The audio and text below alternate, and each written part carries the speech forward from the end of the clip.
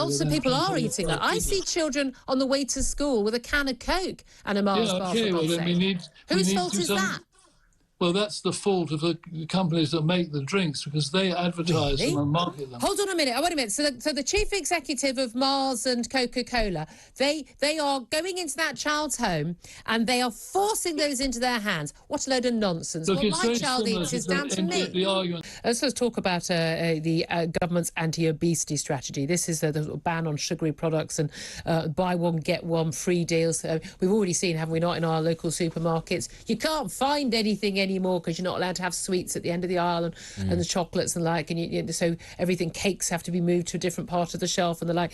But it turns out that the Department of Health has put together an internal summary looking at, possibly reversing that strategy. Of course, the health campaigners, the likes of Jamie Oliver and others, will say this will be a break with the priorities under Boris Johnson's government, and this internal review could actually lead to that changing.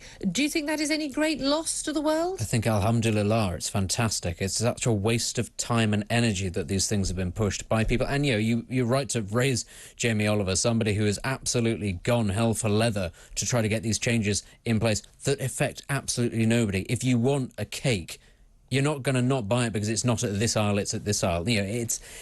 I'm all for personal responsibility when it comes to eating. What you put into your body is a large cause of the stress on the NHS and whatever it is. I'm all for personal responsibility. Ultimately, though, whether or not you decide to do it is entirely up to you. And the idea that the state can ultimately, re-engineer society by deciding when an advert can be on and can't, I think is very infantilising and very naive. Well, indeed, I couldn't agree with you more on that, but I know someone who doesn't agree with you, and that is my next guest. That's Professor Graham McGregor. He's the chairman of both Action on Sugar and Action on Salt. He's also Professor of Cardiovascular Medicine. Good morning to you. Good morning, Julia. Thank you very much indeed for joining us. Well, I mean, we'd already seen Boris Johnson when he was Prime Minister having to, should we say, postpone the plan to bring in a ban on those unhealthy buy one, get one free offers, bog-off offers, which would have meant basically your supermarket shop would have got more expensive at a time when it's already much more expensive, certainly for bigger families. There's now let's talk about a complete review and, frankly, this strategy being abandoned. I know you're unhappy about it. How big a challenge do you think this is? Well, the question is it true? That's the first thing.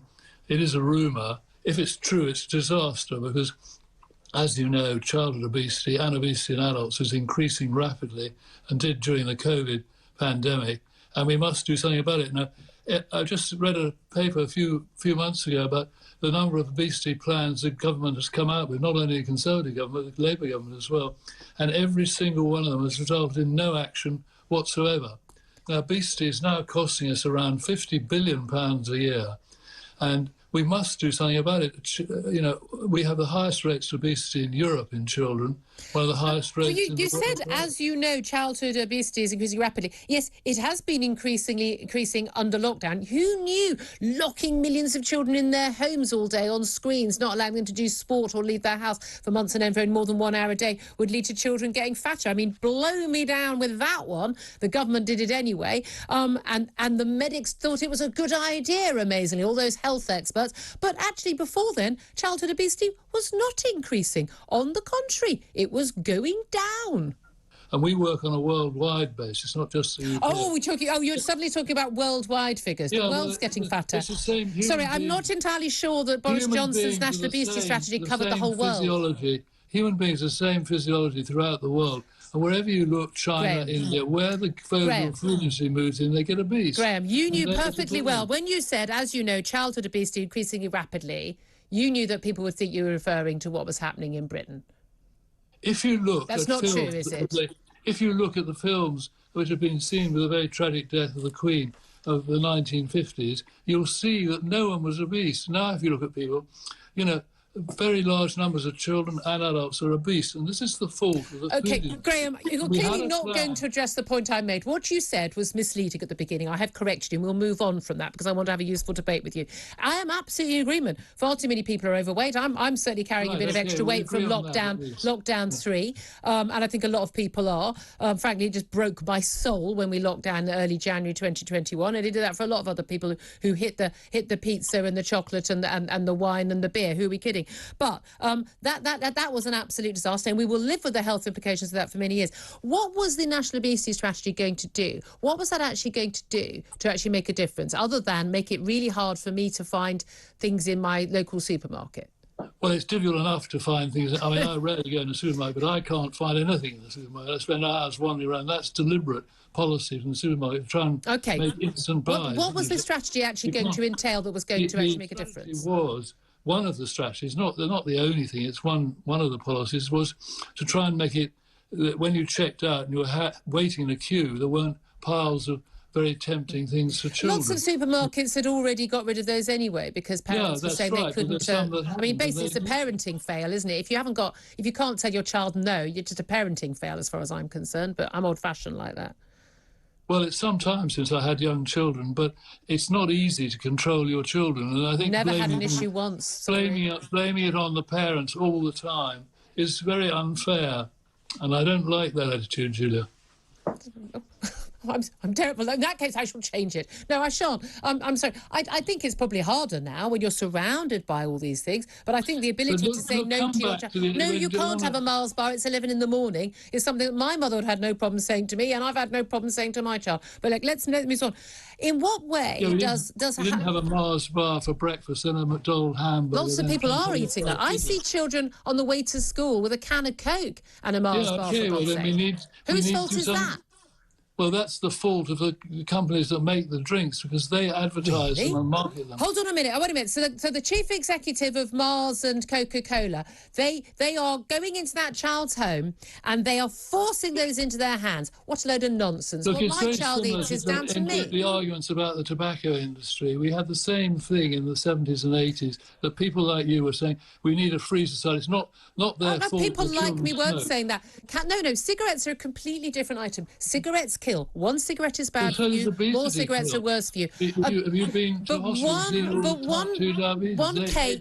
One cake, one donut, one piece of chocolate, one can of Coke isn't going to kill you. That is simply not true, is it? They are not intrinsically bad for you. They should be part of a healthy, balanced diet. If you eat too much, obviously you have one little bit of chocolate. It's not doing any harm. Why they're different from cigarettes, aren't they? If you consume chocolate, Coca-Cola, all the other things, you are going to get obese. And that's the problem. If you get obese, you get complications, as Boris Johnson did from COVID-19. And at least he came in, even though he's very right-wing, with some good plans. He's not very right-wing. Well, whatever he is, doesn't matter. I don't want to argue about that. The question was he came in with some good plans to try and control it. How are they going to make a difference? Are you saying that all these people... let me finish. Let me finish. Graham, let me finish. Are you saying that all these people who are just stuffing their faces with crisps and pizza and chocolate all day and stuffing their kids with this stuff because they're forced to by the supermarkets, the manufacturers, because they've moved it down an aisle as opposed to the end of the aisle and they can't see those adverts on the London Underground, for instance, you're saying they're suddenly, miraculously, going to be living on broccoli and salmon? Well, that is ridiculous. I mean, but the point is the London advertising restriction did lead to a reduction in calorie intake. But let's look at one policy. I'll just give you one policy, which you'll say is rubbish. The soft drink levy, which George Osborne brought in, and that has worked. The companies were told they're going to pay tax if they didn't reduce the amount of sugar in their drinks by about 50%. And nearly all of them did. And that has resulted in a 40% reduction in sugar intake in the UK across the board, a 40% from soft drinks. And well, lots of people actually already moved to diet drinks, haven't they? Just wait till I finish. Don't keep interrupting me. That actually the number of soft drinks with sweeteners in, the sales have actually increased. So the food industry is actually making more money selling less sugar. So can you say that's not a good thing? That is a good thing. We lots of extra sugar and salt have crept into our foods. I'm more in favour of that. But it's when it gets too nanny state with the consumer, it bothers me. We're all going to have to leave it there. Time is against us. Professor Graham McGregor, I know you'll be back on the show again soon. Quick word to Benedict Spence and all of this there. When I was at school, I ate chocolate bars every day, and I didn't get obese because I was playing sport every day as well. Now, I maintain my Adonis figure, even though my metabolism has slowed down by not eating them so much because I know no, it's not good for me. Calorie control, balanced diet, and I'm sorry, I just don't like this nanny state attitude. And also, let's just make the food that people find pleasure in more expensive. It's very, very patronising. I think it really is. I also think, you know what? People have got a right to be fat if they want. I mean, I'm sorry, they do, don't they?